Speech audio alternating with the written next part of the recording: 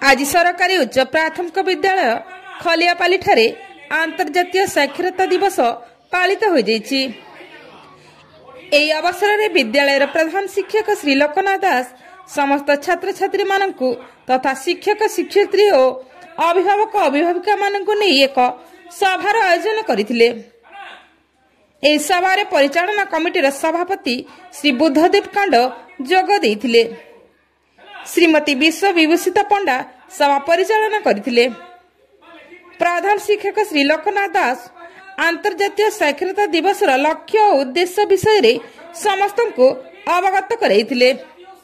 तापरे समस्त छात्र छात्री तथा अभिभावक अभिभाविका मानकु नै रैलीर आयोजन करी ग्राम परिक्रमा करा जायतिला। एथिरे प्राय 50 रु ऊर्ध्व अभिभावक अभिभाविका जोग देइथिले।